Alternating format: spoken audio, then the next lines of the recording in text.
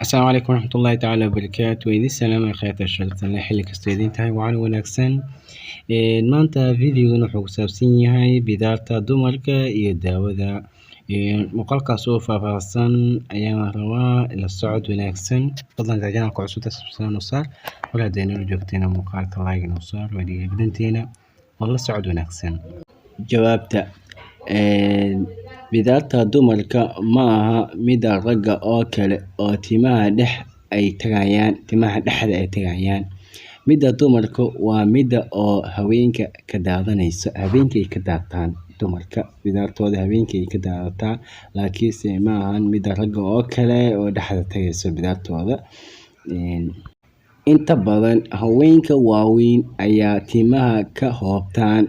dumarka bidaarta madaxa ka gasho timaha ayay ka qafiifaan waxaana soo galaya meelo eber ah oo aan timo lahayn waliba waxa u badan dumarka marka ay dhaafaan da'da 60ka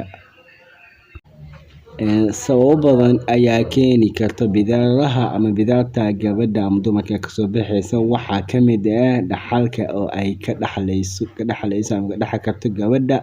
aabaheeda ama hooyadeeda yacni dhaxalka ka dhaxaysa waalidkeeda ayaa keeni karta sabab badan ayaa keeni karta sababtaas way kamid tahay waxa kale oo bidaarta u keeni kara hormoonada jirka oo isbedela siiba markii ay dhiiga caadada weydo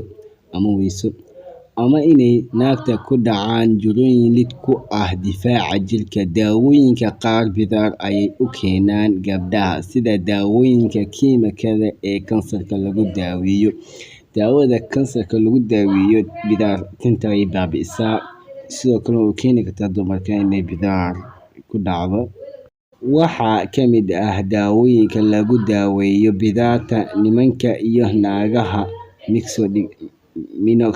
minoxidil daawada waxaa la mariyaa maqaarka madaxa tinta ayuu soo dhaliyaa sidoo kale waxaa jirta daawo kale oo afka laga qaato waxaana lagu magacaabaa spironolactone daawadaasi iyo daawada kale minoxidil ayaa lagu daaweeyaa bidaarta inta badan